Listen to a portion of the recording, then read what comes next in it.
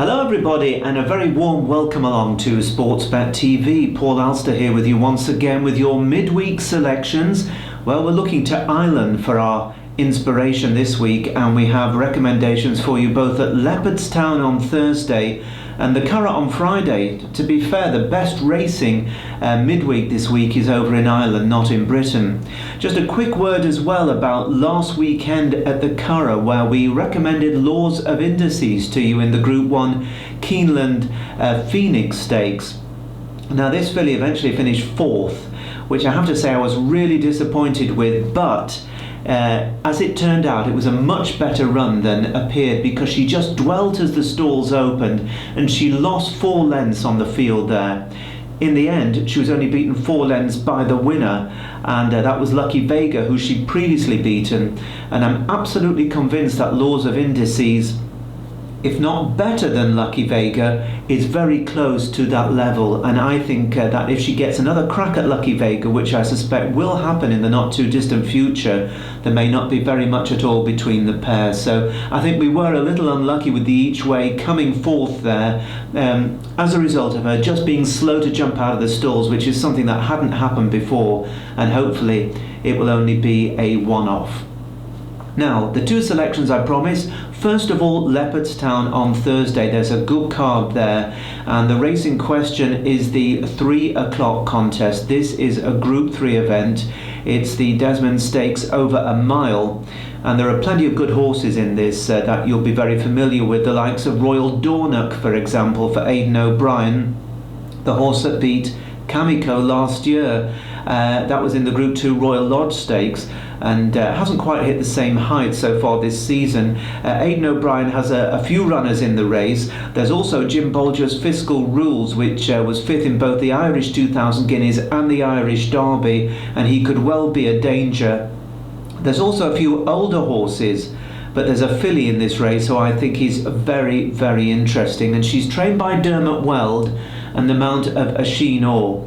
Now, Dermot Weld, of course, is one of the all-time great trainers. He was one of the first trainers to step outside of Europe and go further afield, and of course he had that incredibly famous first ever European success in the Melbourne Cup back in the early 90s.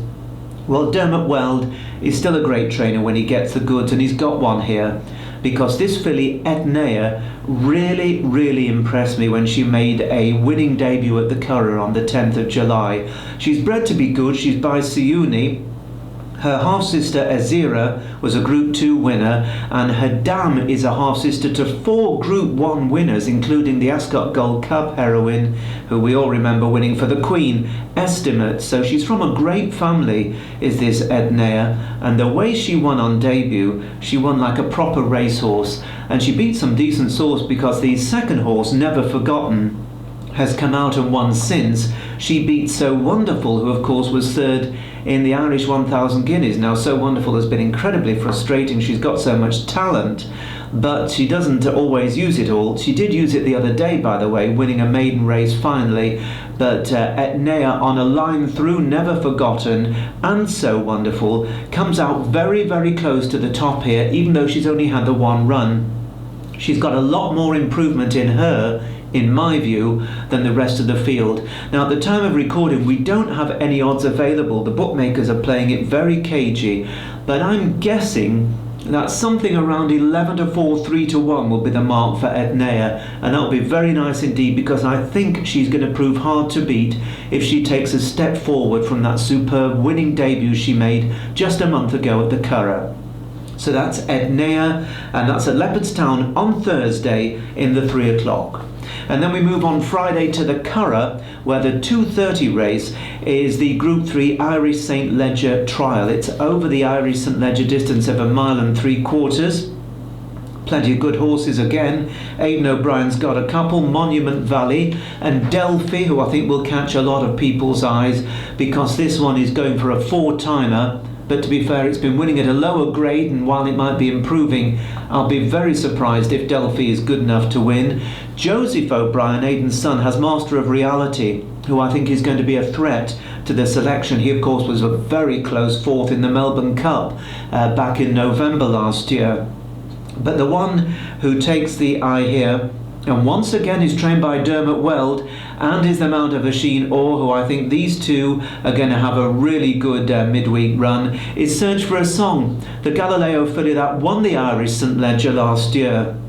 She's high class, she's already a Group 1 winner, and she showed last time out after 2 quiet runs when the stable probably wasn't firing on all cylinders. She showed last time out that she was coming back over an inadequate 1.25 miles. She was third to Magical, who of course is very high class, over 10 furlongs, and she was staying on really strongly at the finish.